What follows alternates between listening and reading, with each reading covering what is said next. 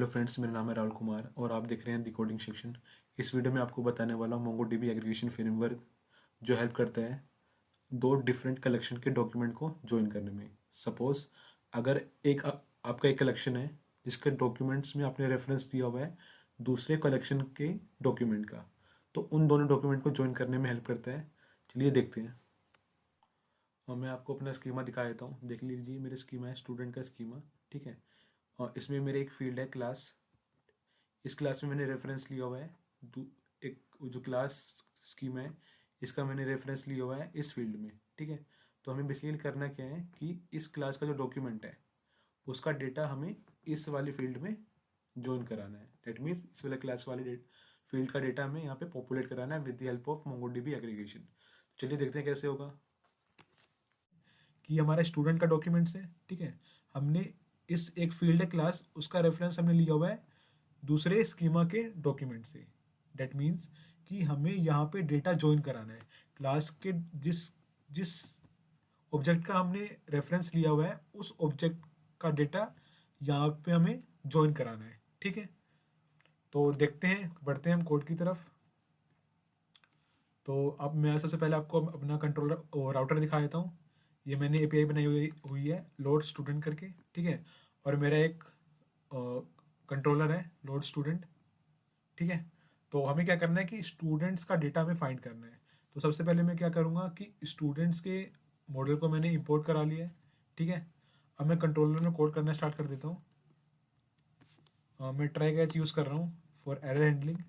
अगर हम कैच में मैं लिख देता हूँ, अगर हमारे पास कोई भी एरर आता है तो सबसे पहले मैं इसको प्रिंट करा लेता हूँ अपनी कंसोल में।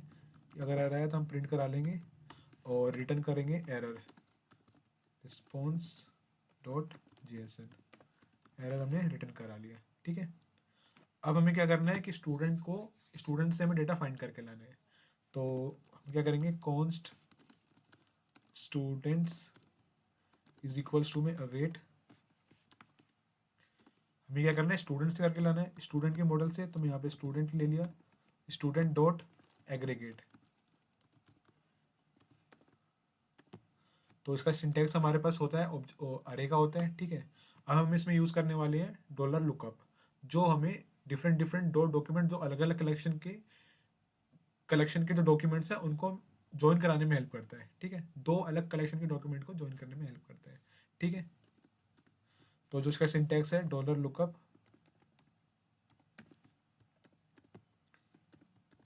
इसमें हमारे पास कुछ फील्ड्स लिखनी होती हैं, मैं आपको बता देता हूँ। एक होती है हमारे पास फील्ड फ्रॉम,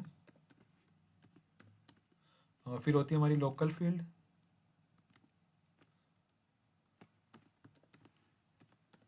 फिर होती है हमारी फॉरेन फील्ड,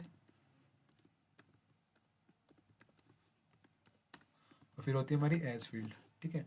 अब मैं आपको बताता हूँ क्या क्या इस फील्ड में वैल्यू जाएगी। फ्रॉम, कि आप जो स्टूडेंट का जो कलेक्शन का डॉक्यूमेंट है वो आप किस कलेक्शन के डॉक्यूमेंट से आप ज्वाइन कराना चाहते हो। डेट मीन्स कि हम स्टूडेंट का जो क्लास का डेटा है, क्लास के स्कीमा का जो डॉक्यूमेंट है वो मैच कराना चाहते हैं हम स्टूडेंट के डॉक्यूमेंट से। डेट मीन्स हम क्लास का डेटा मैच कराना चाहते हैं, क्लास का डॉक्यूमेंट को क्लास वाले कलेक्शन का। ठीक है।